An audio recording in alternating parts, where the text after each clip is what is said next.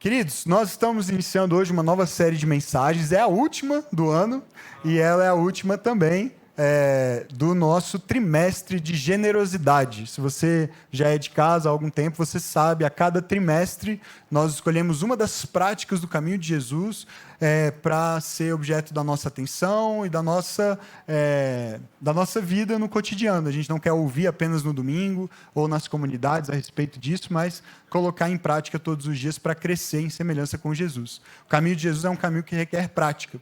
E a prática escolhida para esse último trimestre foi justamente a da generosidade. Estamos desde outubro com a série Deuses Falsos, pensando a respeito daqueles ídolos, daqueles falsos deuses que nós estabelecemos no coração e que muitas vezes limitam, impedem a nossa generosidade, porque a gente vive para acumular e acumular muitas vezes, quando, por exemplo, o dinheiro é um ídolo, o trabalho é um ídolo, a carreira é um ídolo.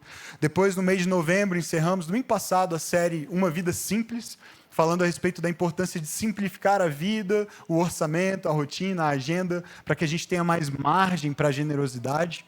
E, por fim, agora, em dezembro, nós refletiremos ainda no tema da generosidade, a partir de uma série chamada As Mães de Jesus. As Mães de Jesus. E talvez você se pergunte, por que uma série de Natal com esse título e qual é a relação disso com generosidade? Então eu quero fazer uma introdução importante, eu peço a sua atenção para que você não entenda mal o que eu vou dizer depois, tá bom? Mas toda vez que na cultura em que nós estamos inseridos, algum elemento identitário, ou especialmente algum elemento de gênero aparece, isso já suscita uma grande preocupação, um grande debate. Porque nós vivemos dias de muita confusão quanto aos papéis de gênero. E quando a gente se aproxima de assuntos como esse, a gente corre basicamente dois riscos. O primeiro é de a gente se precipitar e, sem muita informação, entrar no embate atacando quem pensa diferente de nós, quem está talvez num outro espectro político ou mesmo religioso dentro dessa guerra cultural e defendendo de forma irrestrita, incondicional, uma determinada posição. Esse é um risco. O outro é de a gente fugir de falar sobre qualquer tipo de assunto que possa ser minimamente escorregadio, que possa nos levar a algum tipo de indisposição com alguém que talvez pense diferente de nós, com alguém que talvez vá interpretar mal as nossas falas e ações, interpretar talvez de forma enviesada. E eu penso que esses dois riscos devem ser evitados. Como discípulos de Jesus, nós somos chamados a desenvolver uma sabedoria bíblica que nos leve a reflexões mais profundas e principalmente mais humildes a respeito de todos os assuntos, mas especialmente daqueles mais delicados ou sensíveis à nossa cultura. E, nesse contexto, feita essa introdução, qualquer referência à mulher e à maternidade nos nossos dias já pode despertar em alguns corações e mentes mais atentos e inseridos nos debates culturais, enfim, algum tipo de preocupação, ou de uma indisposição, uma disposição maior para ouvir o que eu tenho para dizer, o que nós temos a dizer ao longo desse mês. Então, o título dessa série sugere algumas cautelas, tá bom? E é por isso que eu estou fazendo essa introdução. Por que essa série com esse título? Essa série surgiu de uma leitura que eu fiz alguns meses atrás dos Evangelhos, e comecei em Mateus, o primeiro. E quando você abre o Evangelho de Mateus, o primeiro capítulo do Evangelho de Mateus traz um registro da história do Natal, a história do nascimento de Jesus. Mas antes de trazer esse registro, ele traz um outro, que é o registro da família de Jesus, da genealogia de Jesus. Essa é uma lista dos antepassados, e notadamente dos pais de Jesus, porque é uma lista predominantemente masculina, uma lista de pais, de homens, de nomes de homens que estão registrados ali. Nós sabemos, queridos, que Jesus é filho de Deus, certo? E que José não era o pai biológico de Jesus. Jesus foi gerado pelo Espírito Santo no ventre de Maria. Embora seja essa a realidade, Jesus foi um filho adotivo de José. Jesus foi criado por José. E a genealogia de Jesus é traçada em Mateus a partir da família de José. Em Mateus, no capítulo 1, verso 1, nós lemos o seguinte: registro da genealogia de Jesus Cristo, filho de Davi, filho de Abraão. E essa genealogia vai perpassar desde Abraão, todos os descendentes ali, ou boa parte dos descendentes de Abraão, chegando a passar por Davi, o rei de Israel, e chegando finalmente até José e, consequentemente, até Jesus. Então veja como Mateus e a Escritura decidiram valorizar o papel de José nessa história. Embora ele não seja o pai biológico de Jesus, ele é incluído aqui, e é por meio de José que Jesus pode ser chamado filho de Davi. Percebe? Filho dessa tribo, a tribo de Judá, e esse nome Judá vai aparecer daqui a pouco também na nossa conversa de forma relevante. José foi valorizado. Para cumprir as promessas e profecias feitas a Abraão e a Davi, Deus escolhe José para ser o pai terreno do seu filho. E isso já nos traz um dado curioso nessa história, que é o fato de que numa experiência normal de adoção, são os pais que adotam um filho, certo? Mas na encarnação, no Natal, o filho adotou um pai. O Filho de Deus escolheu para si, o pai dele também, escolheram juntos para si, para Jesus, um filho. Um pai. Ficou confuso agora, né? O pai escolheu um filho, que escolheu um filho, que para o pai, que era um filho. Deixa eu deixar isso mais claro. Deus Pai escolheu um pai para o seu filho. Ok? O Deus Pai escolheu um pai terreno para o seu filho.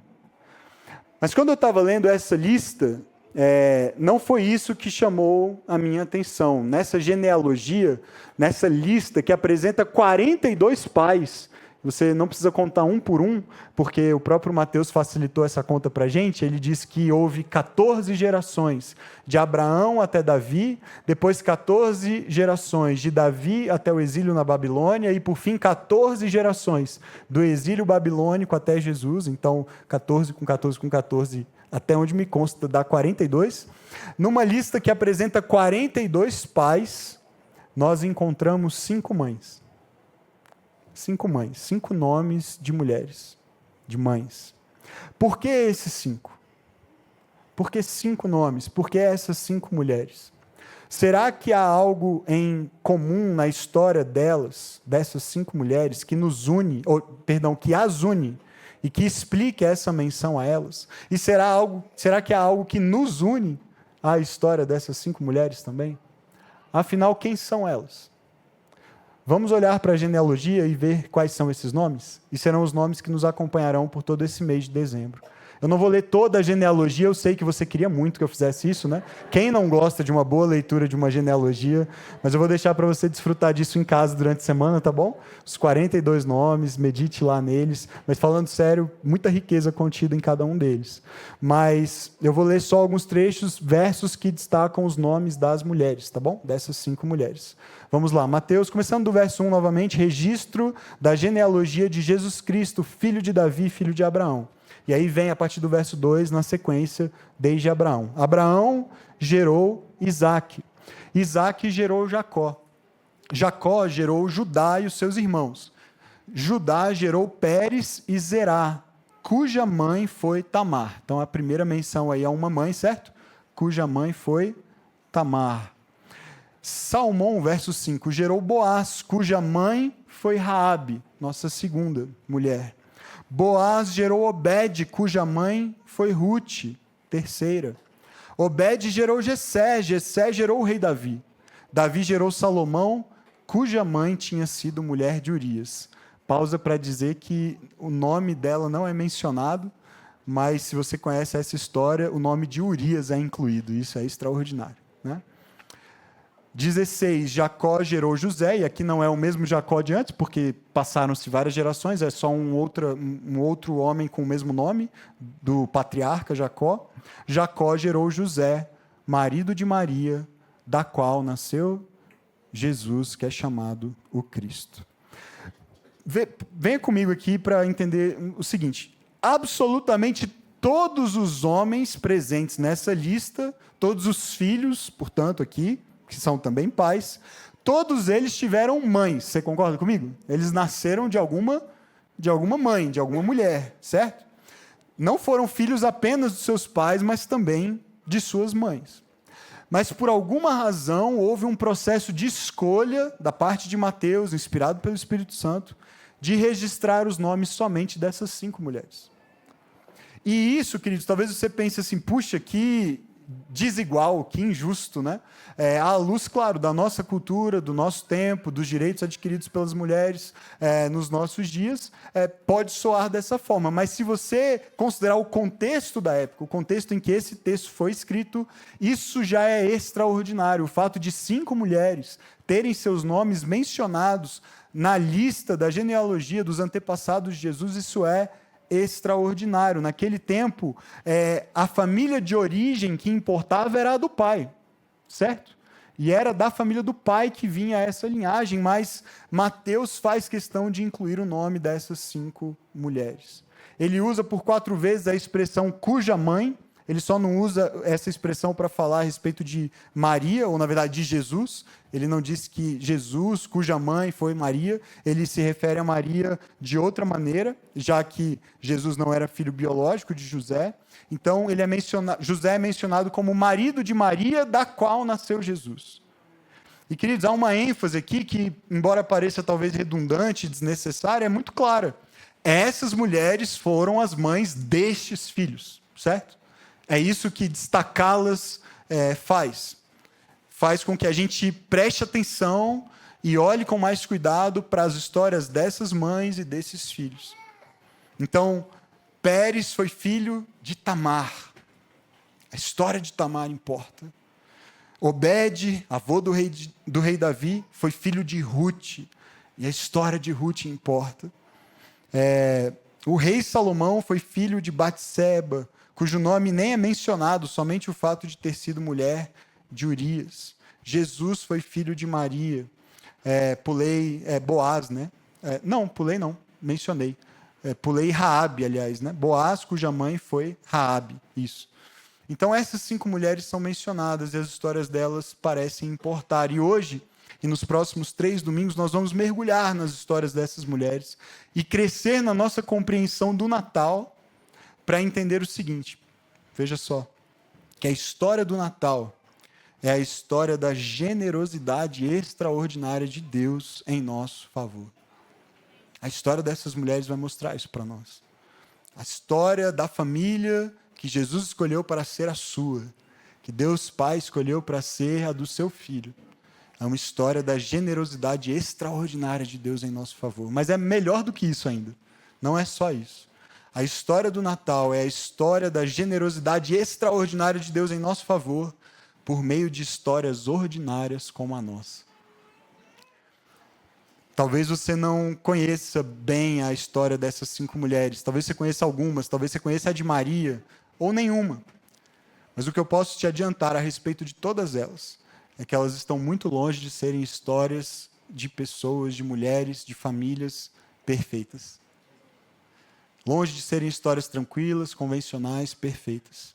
E no livro que o Dinato mencionou, Ela, a Imagem dele, um livro excelente sobre feminilidade bíblica, se é um assunto que te interessa, a Francine Walsh, comentando a respeito dessas mulheres, ela diz o seguinte: quando pensamos na pessoa de Jesus Cristo e o fato de que ele encarnou como humano entre nós, tendemos a presumir que a família escolhida por ele era perfeita, certo? Se você fosse Deus e decidisse vir ao mundo em forma humana, que família você escolheria? Provavelmente uma mais tranquila do que essa aqui, certamente, né? Bom, não é isso que vemos na genealogia de Cristo, ela segue. 5 mulheres com questões sexuais que jamais deveriam ter sido colocadas na genealogia de nenhum homem importante, que dirá do próprio Cristo. Ela também se refere a essas 5 mulheres, nesse capítulo do livro dela, como as mães de Jesus. E eu confesso que eu fiquei feliz, porque eu talvez não seja o único herege, mas eu também confesso que eu fiquei frustrado, porque eu achei que eu era mais criativo, né? Então alguém teve essa ideia antes de mim, mas amém, glória a Deus. Estamos na mesma página. E ela complementa essa ideia dizendo o seguinte: elas foram as únicas mulheres da família do nosso Senhor que foram escolhidas por ele para ter seus nomes eternizados nas Escrituras, honradas como as mães do Messias. Imagine a restauração de honra que elas receberam ao serem colocadas na linhagem real do Messias. Houve restauração para mulheres como elas, assim como há restauração para mulheres como você e eu. E se você é uma mulher que está aqui hoje ou que nos ouve pela internet, nos assiste pela internet, e sua história é uma história de dor, é uma história de, talvez, viuvez, ou abandono, ou abuso, ou violência, ou sofrimento, eu quero dizer nessa manhã que há restauração para você. E se você, como eu, é um homem, mas também tem uma história de dor, de sofrimento, ou de abandono, de tristeza, uma história quebrada na área sexual, seja o que for, há esperança de restauração para você também. A generosidade de Deus, queridos, alcança a todos nós indistintamente. Mas neste mês nós vamos aprender sobre isso a partir do prisma delas, tá bom? Dessas 5 mulheres. Porque Deus Pai não apenas escolheu um pai para o seu filho, Ele escolheu também uma mãe. Ou melhor, 5. Ou melhor, muitas. Deus Pai escolheu mulheres comuns para serem as mães do seu filho. E o que isso significa para mulheres e homens comuns como nós? A gente vai aprender nessa série, eu espero, ao fim dela, que essa série, no fim das contas, não será sobre as histórias dessas 5 mulheres. A gente vai aprender que essas histórias são as nossas histórias. Essas histórias são as nossas histórias. E, para ser justo, eu devia ter colocado Laís Manieri lá no final, porque foi a Laís que falou isso numa reunião que a gente teve da liderança, quando a gente estava orando por essa série. Então, créditos para a Laís, né, que está ali. E para o Dudu, porque é aniversário dele hoje e ele casou com a Laís, né? Parabéns, Dudu. Então, vamos para o começo da história. A gente vai caminhar pela história dessas 5 mulheres, mas a gente precisa começar do começo, da primeira mulher, da primeira mãe. Então, meu desafio hoje é grande, tenha paciência comigo, respira fundo, porque a gente vai passar pela história de 3 mulheres hoje, tá bom? Eva, Tamar e Raabe. E a gente promete que nos próximos domingos vai ser uma de cada vez, tá bom? Mas hoje a gente vai dar uma corrida. Vamos começar do começo? Vamos começar com Eva, a primeira mulher, a primeira mãe. Em Gênesis, no capítulo 2, nós lemos a história da criação da mulher. E nós aprendemos, queridos, que a mulher é criada como fruto da generosidade de Deus.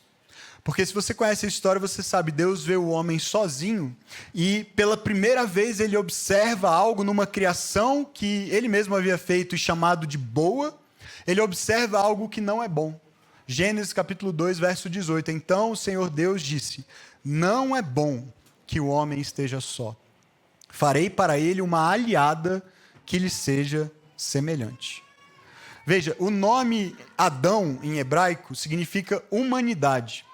Isso quer dizer que antes da criação da mulher, não há um distintivo sexual que identifique Adão como macho ainda. Não quer dizer que ele não fosse, só quer dizer que até ali existe uma humanidade representada em Adão, certo? Uma só pessoa.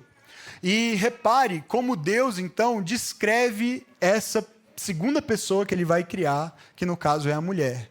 Uma aliada que lhe seja semelhante. Talvez você estranhe essa versão que eu estou lendo, é uma versão mais contemporânea, porque você esteja habituado a outras versões, outras traduções que tragam, por exemplo, uma expressão como uma auxiliadora idônea, certo? Quem é mais familiarizado com essa outra tradução? É mais comum a gente estar familiarizado com ela. Uma auxiliadora idônea.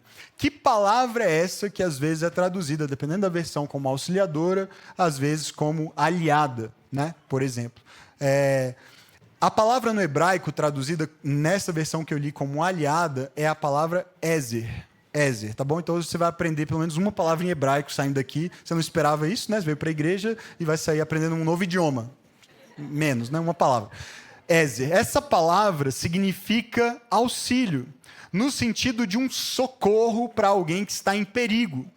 É muito utilizada num contexto militar, quando, por exemplo, um exército está em guerra contra outro e esse exército conta com o apoio de um aliado.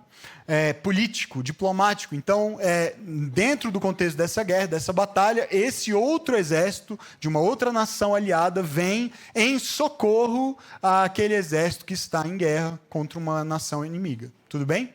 No Antigo Testamento, quase sempre que essa palavra aparece, ela aparece em referência a Deus como o nosso socorro. Vou te dar 3 exemplos, teria dezenas, tá bom? Mas não dá tempo. Salmo 33, verso 20. A nossa esperança está no Senhor. Ele é o nosso... Não, Ézer. A gente está aprendendo hebraico, gente. Ézer. Fala comigo. Ele é o nosso...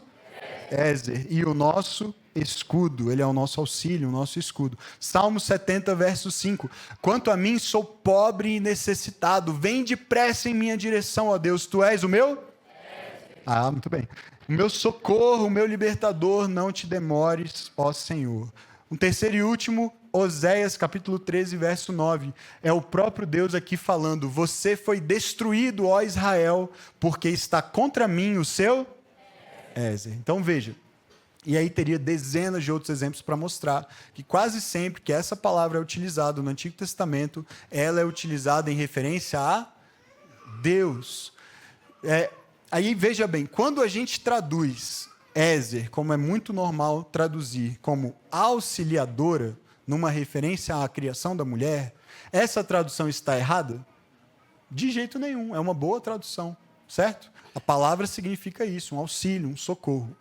Agora, pensa comigo, quando a gente usa a palavra auxiliar na língua portuguesa, quase sempre, veja se eu estou errado, mas quase sempre, isso denota, isso comunica um sentido de inferioridade, você concorda? Porque, por exemplo, na escola dos meus filhos, na sala deles, eles têm uma professora e eles têm uma auxiliar, e a professora é superior em hierarquia, importância, responsabilidade, autoridade, em relação à auxiliar. A auxiliar tem, geralmente, menos qualificações, menos responsabilidades. Quase sempre, quando a gente pensa em qualquer contexto de atuação profissional, social, quando a gente usa a palavra auxiliar, a gente automaticamente associa isso a uma posição menor, certo? Uma posição inferior.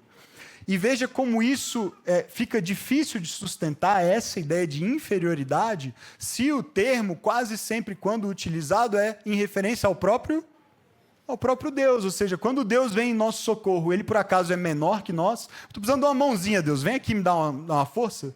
Estou precisando de um auxiliar, estou precisando de uma ajuda.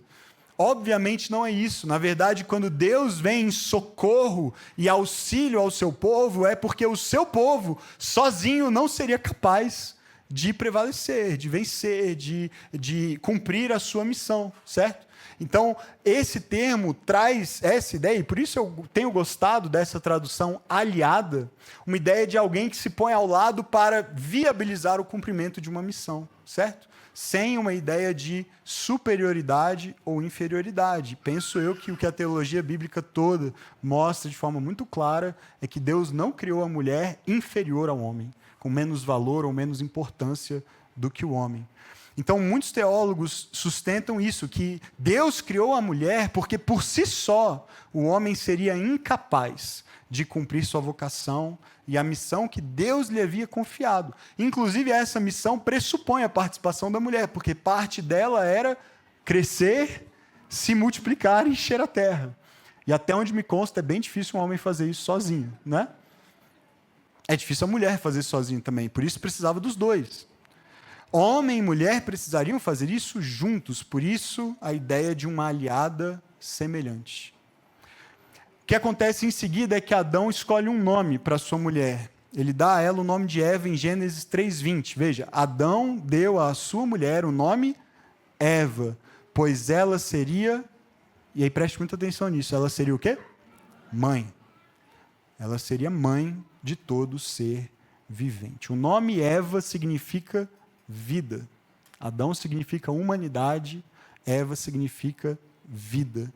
Então preste muita atenção agora para você não me entender mal, ok? A vocação da primeira mulher, como essa aliada indispensável do homem, era ser mãe.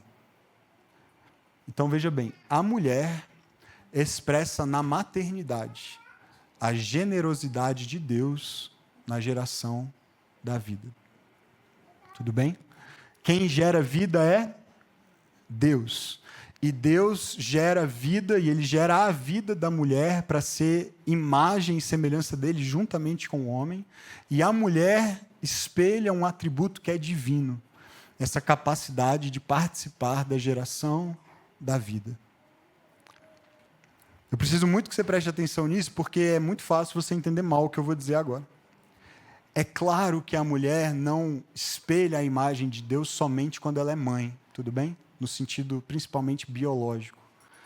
Então, antes que você que ainda não é mãe, ou você que talvez não possa ser mãe, ou você que talvez não se sinta vocacionada para ser mãe, pelo menos não no sentido biológico, sinta que tudo o que eu acabei de dizer limita ou agrava, limita o seu potencial, sua vocação, ou agrava uma dor que você carrega. Ouça o que essa teóloga Alice von Hildebrand diz sobre este assunto. Ela diz assim: cada mulher, casada ou não casada, foi chamada para ser uma mãe biológica, psicológica ou espiritual.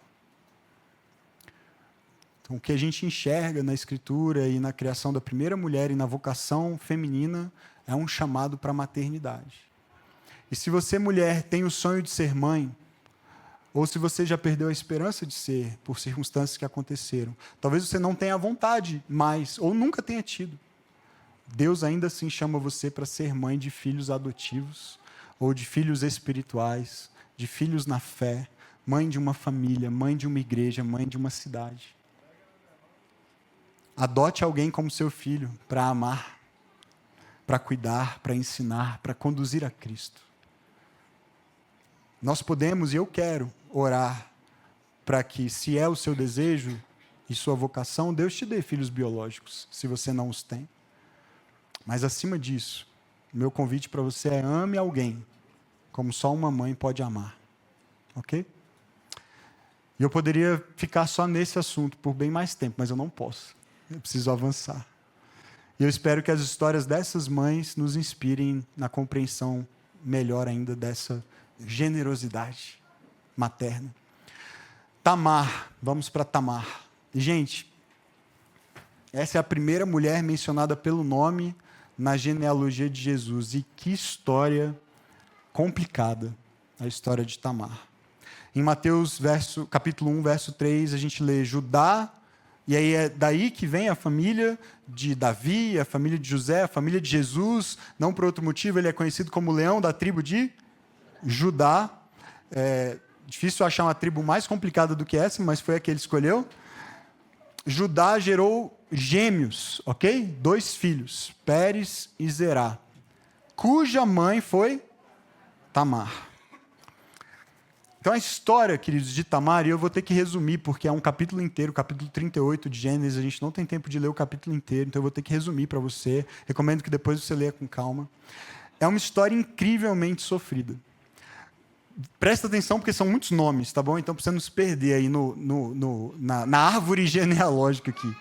Judá era um dos filhos de Jacó. Então, lembra, Jacó teve filhos que se tornaram depois as 12 tribos de Israel. Judá era um daqueles irmãos que tramaram, primeiro para matar, mas depois mudaram de ideia, resolveram só vender como escravo o seu irmão José lá para o Egito, certo? Tamar era nora de Judá. Por quê? Porque ela era casada com um dos seus filhos. Judá tinha 3 filhos, certo? E Tamar era a esposa do primeiro, do mais velho. O nome dele era É isso mesmo, Er. Não recomendo, mas fique à vontade para escolher para um dos seus. Os outros 2 eram Onã, o do meio, Selá, o mais jovem, o caçula, tá bom? O texto diz, e a história só complica a partir daí, que esse marido de Tamar, tinha uma conduta perversa e por isso Deus o matou, tá bom? Não temos tempo para destrinchar isso hoje. Ele morre e ele não tinha chegado a ter filhos com Tamar. Então, o que acontece? Judá, o pai, sogro dela, diz que ela deveria se casar com o segundo filho dele, o irmão do meio, chamado Onã. Talvez você ache isso bem estranho, mas isso era não só comum naquele tempo, como esperado, tá bom? O filho mais velho era quem dava sequência à descendência da família, a linhagem, a preservação do nome da família. Por isso que há tanta ênfase no filho primogênito, nos direitos de primogenitura, especialmente no tempo do Antigo Testamento. Então, quando um filho mais velho morria sem ter filhos, isso ameaçava a sequência do nome da família, a preservação da família. Então, o outro irmão, se houvesse, se casaria com a viúva, mas o filho seria considerado filho daquele irmão mais velho falecido, para que o nome da família fosse preservado.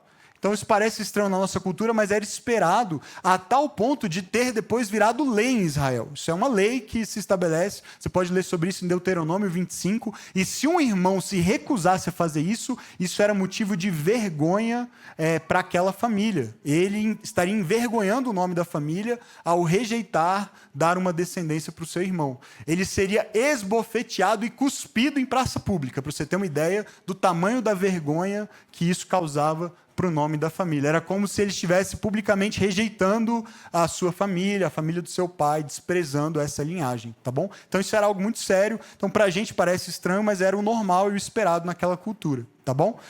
Então olha só o que acontece. Judá chega para Tamar e diz, bom, você vai casar, agora que você é viúva, você vai casar com o meu segundo filho, que é Onã, e aí o filho de vocês vai preservar a linhagem do seu irmão falecido. Acontece, olha só, Gênesis 38, 9. No entanto, Onã, embora tenha submetido à ordem do pai e casado com Tamar, Onã sabia que a descendência não seria sua.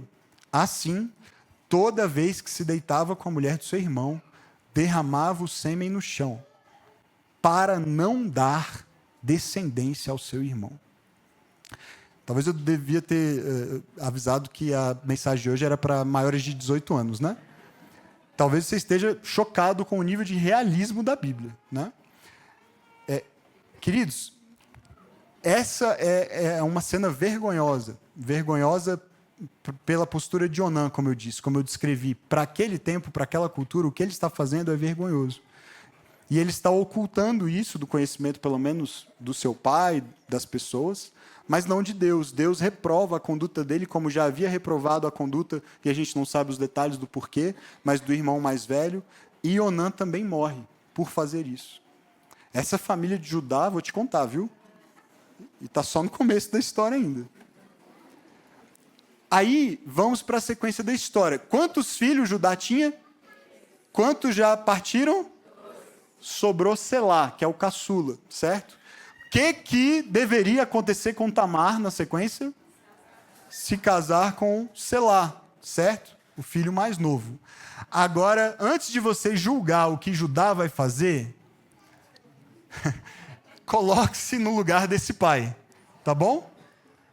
Essa moça já casou com 2. Os 2 já não estão aqui entre nós. E agora eu vou entregar o único que sobrou para casar com ela. Imagina, numa mentalidade do mundo antigo, o estigma que Tamar passa a carregar agora. Mesmo ela não tendo absolutamente nada a ver com a morte dos 2 primeiros, o texto inclusive faz questão de dizer que foi Deus que matou eles, para ficar bem, sabe?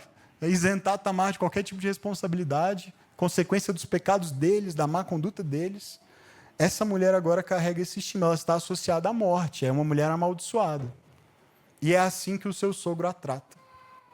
É assim que Judá a trata. Olha o que ele diz para ela no verso 11. Ele faz um jogo aqui, uma enganação, certo? O texto vai deixar isso claro. Fique como viúva na casa do seu pai, até que Selá, meu filho, cresça. Ele é muito novo para casar com você, a gente não sabe a idade que ele tinha, mas espera ele crescer um pouco mais. E aí, o que está implícito aqui? Quando ele crescer, o que eu vou fazer?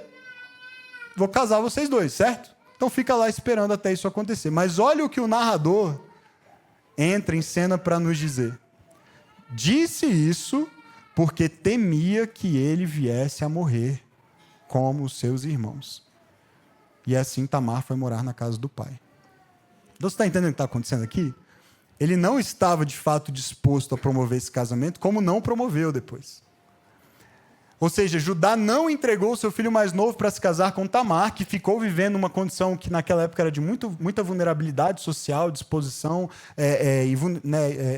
fragilidade, a posição de uma viúva. E ele secretamente tinha essa intenção já no coração, de que esse casamento não acontecesse, porque de alguma maneira ele associa Tamar com morte, certo? Como alguém amaldiçoado. Quem casa com ela morre. Tamar monta um plano, então. Você me enganou, eu vou te enganar. O plano de Tamar é o seguinte: ela fica sabendo que o sogro dela está num determinado lugar, ela se veste como uma prostituta, se disfarça de prostituta, e ele acaba se deitando com ela, e ela é engravida dele, do sogro. Aí ela vai embora, e ele vai embora. Quando alguém fica sabendo que ela está grávida, e vai contar para ele, Tamar, sua nora, viúva, está grávida. Ele presume, ela adulterou, ela se envolveu num relacionamento sem ser casada, a única pessoa com quem ela poderia se casar é o meu filho, eu mesmo não dei meu filho para casar com ela, e aí ele dá uma ordem: tragam ela e matem por sua prostituição. O que acontece? Tamar, com o seu plano, ela havia guardado objetos que eram dele, como uma garantia de uma promessa que ele havia feito. Olha, deitei com você, prostituta, vai receber algo por isso, eu vou te mandar um cordeiro depois. Ela pede como garantia alguns objetos pessoais dele, e ela fica com eles. Quando mandam trazê-la para que ela seja morta, ela diz: tá bom, vocês podem me matar, mas só avisa o pai, né, o dono desses objetos, que ele é o pai. E aí, o dono dos objetos era Judá. O que Judá diz quando ele é surpreendido com isso? Verso 26. Ela é a justa, não eu, pois eu devia tê-la entregue a selar o meu filho. E então, por conta disso, ele nunca mais voltou a ter relações sexuais com ela. Queridos, que história caótica, certo? Que história caótica. Mas o que eu quero destacar na história de Tamar é que, embora Judá tenha reconhecido que ela era mais justa, Tamar era mais justa do que ele, Tamar não é assim tão justa também, né? Porque a forma como ela se vinga do engano é enganando. Essa mulher, ela tem a história de uma viúva de 2 homens. Seu primeiro marido morreu, seu segundo marido morreu, mas não só isso. Ela foi alvo do desprezo do segundo. Ela foi negada pelo próprio sogro a um direito que ela tinha do seu terceiro casamento e de uma nova chance de ser mãe, por ser injustamente considerada amaldiçoada, injustamente culpada pela morte dos seus outros 2 maridos. E então ela é enganada pelo próprio sogro, mas ela acha uma brecha enganando-o de volta, e por meio desse engano e dessa brecha, ela se torna mãe. Dessa gravidez nascem gêmeos, Pérez e Zerá. E veja, o engano parece que foi transmitido, porque acontece até na hora do nascimento dos gêmeos, um engana o outro. Olha a história do nascimento desses gêmeos. Verso 28. Enquanto ela dava à luz, um deles pôs a mão para fora. Então a parteira veio e pegou um fio vermelho e amarrou no pulso do menino, dizendo: esse saiu primeiro. Isso reforça aquela questão da importância de ser o filho mais velho, de ser o primogênito. Mesmo em caso de gêmeos, era importante saber quem é o primeiro, certo? Verso 29. Ele, porém, recolheu a mão, pôs a mão para dentro outra vez. Suspeito eu que foi o irmão que puxou. E o seu irmão saiu primeiro. Então a parteira disse: você conseguiu uma brecha para sair. E por isso deu-lhe o nome de Pérez, que significa brecha. Porque o irmão passou na frente, achou a brecha pelo fio vermelho e atravessou e passou. Depois saiu seu irmão, que estava com o fio vermelho no pulso, e foi-lhe dado o nome de Zerá. Queridos, olha que história incrível. A brecha que primeiro Tamar havia encontrado para se tornar mãe, que foi um engano que ela utiliza para engravidar do seu próprio sogro, acaba sendo um anúncio profético, embora de forma enganosa, de um dos filhos que ela viria a ter, justamente o seu primogênito, que também engana e acha uma brecha para sair na frente do irmão. Mas esse é também um anúncio profético do nascimento de outro filho. Porque repare o seguinte: Tamar foi vítima do egoísmo de Onã, seu segundo marido, que derramava o sêmen no chão ao ter relações com ela, para não dar um descendente ao seu irmão. Você vê a antítese da generosidade? Eu tenho a chance de dar uma descendência para o meu irmão que faleceu ainda jovem, antes de ser pai. Eu tenho a chance de preservar o nome do meu pai, da minha família, mas eu faço isso para não dar. O egoísmo. Tamar depois foi vítima do egoísmo do seu sogro, que não quis entregar seu filho, seu único filho a essa altura, porque imaginava que isso poderia acarretar a sua morte. Mas para isso, para preservá-lo supostamente da morte, prefere manter a nora na vergonha. E queridos, tudo isso contrasta, quase que grita de forma escandalosa, contrasta de forma evidente com o amor generoso de um pai que não poupou o seu filho, não de uma suposição de uma possível morte, mas de morte. E morte com crueldade, com humilhação, com exposição, com vergonha, para nos livrar da nossa vergonha.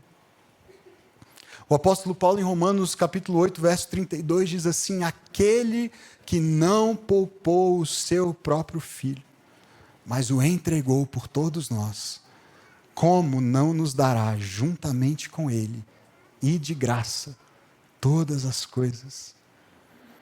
Consegue ver a generosidade extraordinária de Deus Pai, entregando o seu Filho por pecadores indignos, não merecedores como eu e você? A maneira como Ele não poupou Jesus da morte, mas o entregou para morrer em nosso lugar. Então repare, enquanto Judá culpou a inocente Tamar para poupar seu único filho da morte, o Pai, o nosso Pai Celestial, não poupou o seu único filho, que era inocente, mas o entregou para morrer em lugar dos verdadeiros culpados. Queridos, veja, Pérez passou por uma brecha, certo? Passou pelo fio vermelho, pela brecha, em direção à vida. Ele sai do ventre daquela que, àquela altura, era chamada de morte, de amaldiçoada de morte, Tamar. E ele sai dela em direção à vida, passando pelo fio vermelho, passando pela brecha. Isso vai ser muito importante daqui a pouco, na próxima história, na história de Raabe. Mas desde já eu quero dizer que a vinda de Jesus, o Natal, é a nossa brecha, é a nossa passagem para nos libertarmos de uma vida de engano. Porque sem Jesus, queridos, tudo que resta para nós é o que restava para Judá, era o que restava para Tamar, até para o recém-nascido Pérez, em relação ao seu irmão. Engano. A gente vive se enganando e enganando os outros.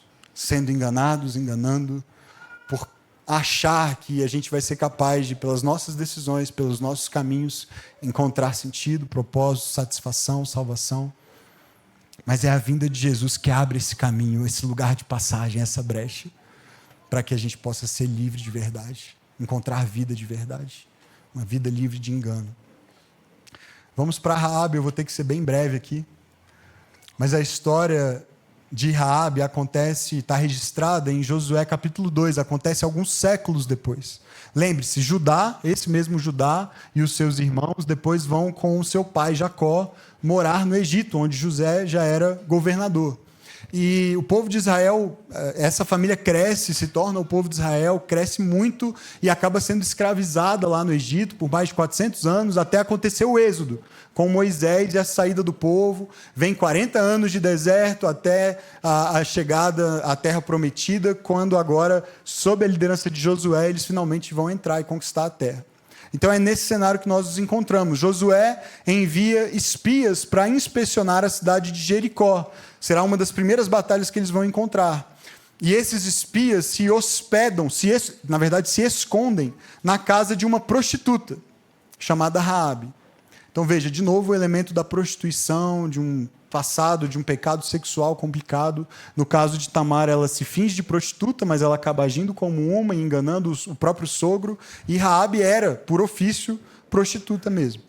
E essa prostituta, chamada Raabe, precisa também usar de mentira e engano, porque quando os soldados da sua própria cidade vêm até a casa dela para saber se, por acaso, os espias estavam lá, ela mente. Ela havia escondido eles no telhado, mas ela diz, não, eles fugiram, se vocês correrem atrás deles, vocês ainda vão, talvez, alcançá-los. E ela faz isso para protegê-los por causa da fama do Deus de Israel. De alguma maneira ela ficou sabendo, e muitas pessoas em Jericó já sabiam também, que havia um Deus que era mais poderoso do que os seus próprios deuses. E que esse Deus, com mão forte, havia libertado o seu povo da escravidão no Egito e conduzido, provendo no meio do deserto por eles por 40 anos. E esse Deus já havia decidido, Raabe já sabia disso, entregar a cidade de Jericó ao seu povo. Mas Raabe pede então que esses espias e o exército, quando voltasse para conquistar a cidade, para que eles poupem sua família. Olha o verso 11, ela diz assim: o seu Deus é Deus em cima nos céus e embaixo na terra. Portanto, jurem-me pelo Senhor que assim como eu fui bondosa com vocês, também serão bondosos com a minha família. Deem-me um sinal seguro de que pouparão a vida do meu pai, da minha mãe, dos meus irmãos, das minhas irmãs, de tudo o que lhes pertence. Jurem que nos livrarão da morte. E a resposta deles no verso 14 é: a nossa vida pela de vocês. Em outras palavras, se vocês nos tratarem com bondade, se você nos proteger, se você não nos entregar, nós, quando voltarmos, trataremos vocês também com bondade. Então eles fazem um combinado. Como é que a gente vai garantir isso? Como é que a gente vai identificar a casa de vocês? Como é que o exército vai saber que não pode matar vocês, você e a sua família? Verso 17, olha o combinado. Olha as histórias sendo amarradas aqui.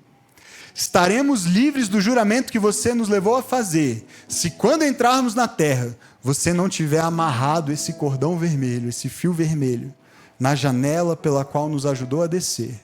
E se não tiver trazido para dentro da sua casa o seu pai, a sua mãe, os seus irmãos e toda a sua família. Queridos, nós estamos diante de uma segunda mulher cuja história traz as marcas duras do pecado sexual. E se Tamar se vestiu de prostituta para enganar o sogro que a havia enganado, Raabe é uma prostituta que engana o seu próprio povo para agir com bondade com o povo de Deus, do Deus que ela já reconhecia ser o Deus verdadeiro. E veja o seguinte, que se na história de Tamar nós temos engano sendo respondido com engano, na história de Raabe nós temos bondade sendo respondida com bondade. É a promessa dos espias para ela. Embora ela seja uma prostituta e precise enganar e mentir para manifestar essa bondade. E enquanto Judá havia se recusado a entregar seu filho para morrer, Raabe agora corre o risco de ela mesma ser morta, pagando o preço para não entregar os espias à morte. E o que essas histórias confusas e complexas e contraditórias, mas extremamente reais, porque a vida é assim, não é mesmo, queridos? A nossa vida é assim, ela é feita dessas dores e marcas e contradições, e há elementos bons, há bondade se manifestando, mas às vezes essa bondade se manifesta em meio à mentira e ao engano e à dor e ao abandono e à frustração e ao pecado. Em meio às nossas contradições é que nós somos alvos da generosidade do nosso Pai. Essa é uma boa notícia para nós. É em meio às nossas contradições, bondade, mentira, enganando, sendo enganados, que Deus olha para nós e decide nos abençoar com graça generosa. E de fato a família de Raabe é poupada quando o povo vem para conquistar a cidade por causa daquele fio vermelho pendurado na janela. E Raabe, essa prostituta estrangeira, torna-se mãe de Boaz, que é o marido da personagem do domingo que vem. Não perca, cenas dos próximos capítulos. Ruth, uma história extraordinária também. E Raabe é simplesmente a bisavó do rei Davi. O que nos leva, queridos, a amarrar essas duas histórias, de preferência com um fio vermelho, na história do verdadeiro protagonista do Natal e da história inteira. Que não é Tamar, nem Raabe, nem nenhum desses homens, Judá, Davi. Essas histórias são as nossas histórias, porque fazem parte da história dele. Porque estão amarradas na história dele. Você se lembra do Êxodo, e eu prometo que eu vou concluir. Você se lembra da história do Êxodo? E do dia em que Israel é liberto da escravidão, é liberto da morte para a vida. Eles celebram a primeira Páscoa e Deus orienta como é que eles deveriam celebrar, com a morte de um cordeiro, comendo aquele cordeiro, se preparando para sair depressa. E virá a última praga, a praga que finalmente vai convencer o faraó a libertar o povo. E com essa praga, os filhos mais velhos, os primogênitos, irão morrer. Mas para que o povo de Israel não perdesse os seus filhos mais velhos, eles são orientados a fazer o quê? A pegar o sangue daquele cordeiro e fazer um fio vermelho na brecha. A passar esse sangue nos umbrais do lugar de passagem, da brecha, da porta. E todos aqueles que estivessem dentro da casa seriam preservados da morte. Estariam seguros na vida, protegidos pela graça generosa de Deus. Aquele fio vermelho de sangue na brecha, no lugar de passagem, sinalizava que aqueles que por ali entrassem, tinham passado da morte para a vida, estariam seguros, eram alvos dessa graça generosa, da mesma forma que Pérez saiu pela brecha, pelo fio vermelho amarrado no irmão em direção à vida, do ventre daquela que era chamada de morte, amaldiçoada como morte, Tamar, aquela que for enganada e enganou. Da mesma forma que Raabe, a prostituta, e toda a sua família, dentro da casa, identificada pelo fio vermelho pendurado na brecha, na janela, no lugar de passagem. Eu e você hoje também somos alvos da mesma graça generosa de um pai, que não poupou o seu filho, que viu a nossa maldição, que nos tornava merecedores de morte, mas enviou seu filho inocente para viver entre nós como um de nós, e assumir finalmente o nosso lugar, sofrer nossas dores, ser humilhado, envergonhado como nós somos e pior, e finalmente dar a sua vida para que nós pudéssemos receber a vida dele. Queridos, as histórias de Tamar e de Raabe dão esperança para a minha e para a sua, porque a história de Jesus redime a nossa história, por pior que ela seja. Eu não conheço a história de todos vocês, mas eu conheço a história de alguns de vocês. Quando as pessoas chegam na nossa igreja, elas passam por uma conversa com um dos pastores da igreja. E muitas delas são comigo, aqui no subsolo, na minha sala. Algumas são com o Alex, algumas são com o Heber, algumas são com o Felipe, outras com o Diego, com a Tainá, com outros voluntários, conselheiros que também se disponibilizam para entrevistar, para ouvir as histórias das pessoas que estão chegando. E, queridos, às vezes o que a gente consegue fazer, e você sabe disso, é chorar junto com vocês. Porque, honestamente, a gente queria, de alguma maneira, ser capaz de ter poupado vocês de algumas das histórias que vocês viveram. Assim como eu não gostaria de ter enfrentado algumas das histórias que eu vivi. E cada um tem a sua dor, e a gente não tem como comparar o tamanho da dor de um, de outro, as feridas, a vergonha, a culpa, o pecado. Mas, queridos, para a minha história e para a sua, se a história de Tamar e de Raabe encontraram um lugar na história de Cristo, há um lugar nela também para a nossa história.